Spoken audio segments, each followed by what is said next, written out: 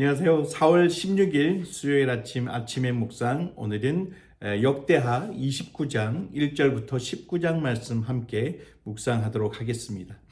우리가 살다 보면 가끔 너는 누구누구를 닮았다라는 말을 한두 번씩은 듣게 됩니다. 어떤 때는 닮았다고 하는 그 비교가 조금은 기분이 상할 때도 있습니다.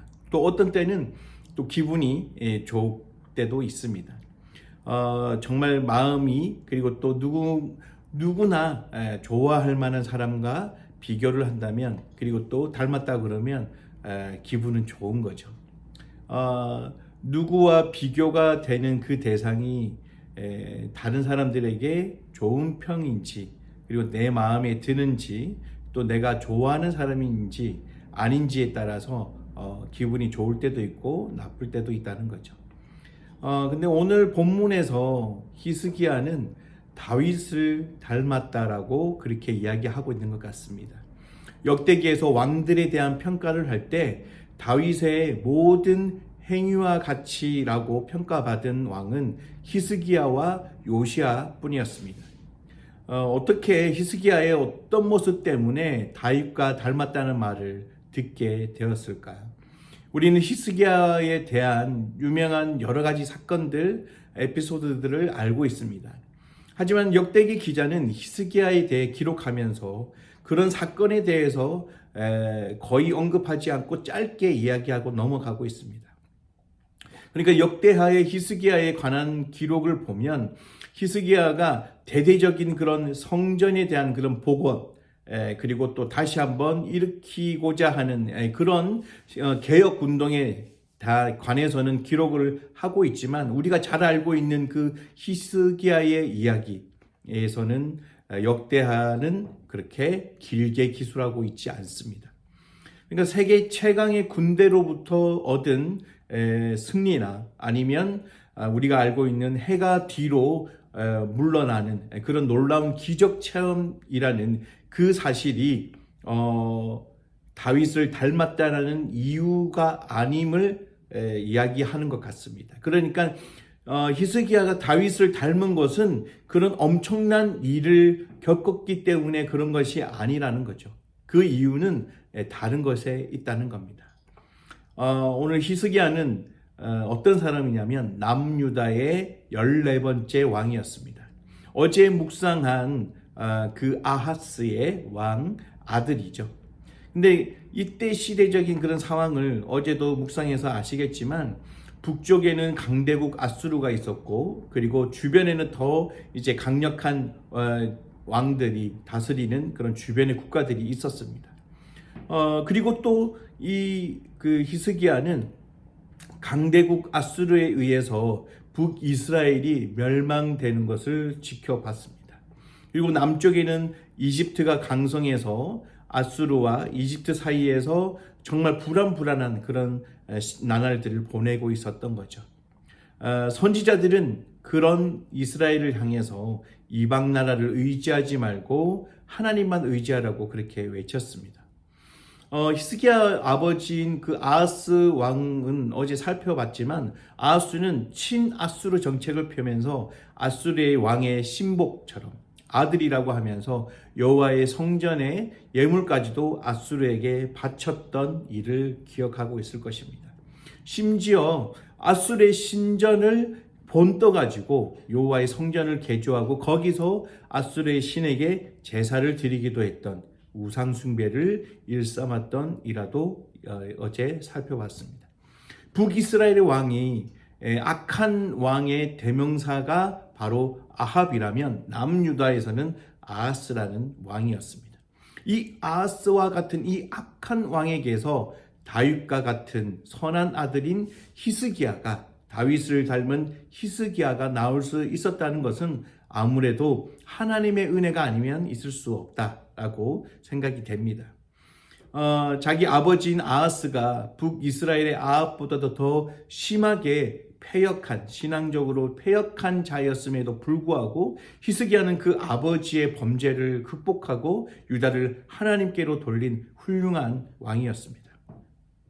그는 유다의 왕이 된 첫 번째 해에 제일 먼저 했던 일이 아하스의 악행과 우상 숭배로 더럽혀진 성전을 성결케 하는 일을 하는 것이었습니다. 그리고 그처럼 성전이 정결하게 되자 그동안 왕과 백성들의 그 지은 죄악을 용서받기 위한 속죄의 제사를 드리면서 하나님께 온전한 헌신을 드렸다는 것을 우리는 알 수 있습니다.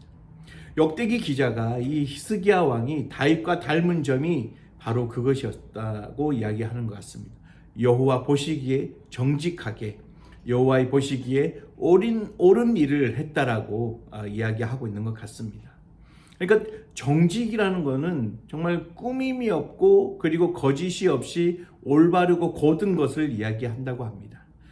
이 정직에 해당하는 히브리어는 야사르라는 말인데요. 이 야사르도 좌로나 우로나 치우치지 않고 똑바르다라는 뜻이라고 합니다. 그러니까 말 그대로 곧게 뻗었다는 이야기라는 거죠. 그냥 정직함이 아니라 하나님께서 보시기에 정직했다는 겁니다. 내 기준이 그리고 내가 판단했을 때에 올바르고 곧은 것이 아니라 하나님께서 보시기에 올바르고 곧은 그런 사람이었다라는 거죠. 이 야사르는 그 마음이 하나님을 향해서 똑바로 뻗어 있는데 좌우로 치우치지 않은 그런 치우침이 없는 그런 것을 이야기하는데 구약 성경에 여러 번 나오는데 욥을 이야기할 때도 그렇게 표현을 했습니다. 아무튼 사단이 무엇이라고 하든지 간에 그리고 주변의 사람이 어떤 것으로 유혹을 하든지 간에 하나님을 향한 그 마음은 변함없이 좌우로 치우치지 않고 흔들림 없이 곧게 그 하나님을 향해서 나아가고 있는 마음이다, 행동이다. 그것을 정직함이다 라고 이야기한다는 거죠. 그러니까 히스기야의 삶은 어떻게 보면 하나님 앞에 하나님 보시기에 정직한 삶을 살았던 사람이다. 그러니까 오로지 하나님을 향하는 마음이 있었던 사람이다. 북이스라엘의 왕들이 히스기야의 아버지 아하스 왕이 여호와의 보시기에 악하고 그리고 정말 사람들이 보기에도 정말 눈살을 찌푸리게 할 정도의 그런 정직하지 못한 것은 그들의 마음이 향해 있었던 것은 오직 풍요와 안전을 바라는 것이었던 거죠. 그런 안전과 그 풍요는 온전한 그리고 유일한 하나님 여호와 하나님에게서 나오는 것이 아니라 그 민족이 믿었던 바알신 그리고 앗술과 섬겼던 림몬신이라는 그런 이방신에게 있다라고 믿고 착각하고 그 신들을 더욱더 섬기는 데 집중했다. 그렇게 좌우로 치우쳤던 그 모습이 하나님이 보시기에 악하고 그리고 그 왕들이 정직하지 못했기 때문에 하나님으로부터 그런 벌과 그리고 그런 결과를 초래하게 됐다는 것을 우리는 알 수 있습니다. 히스기야는 약해진 나라를 이어받은 왕으로 해야 할 일이 많았을 것입니다. 무너진 그 북이스라엘을 보면서 더 마음이 조급했을 것입니다. 빨리 군사력이나 경제력을 회복해가지고 부유해지고 싶고 그리고 또 더 강화되어서 주변의 나라들의 그런 어떤 침략이나 어떤 공격에도 흔들림 없는 그런 나라가 되는 것이 중요하게 생각을 가질 수도 있었을 것입니다. 하지만 히스기야는 하나님의 그 백성에게 중요한 것은 여호와의 보시기에 정직한 것. 하나님께 목적을 두고 그리고 좌우로 흔들리지 않고 그분만을 바라보고 살아가는 것임을 알고 있었던 것 같습니다. 어떤 이유와 어떤 까닭 때문에 하나님을 찾는 것이 아니라 좌로나 우로나 치우침 없이 하나님을 향한 그리고 하나님이 보시기에 정직한 삶을 살아내는 것이 중요하다는 것을 우리에게 이야기해 주고 있는 것 같습니다.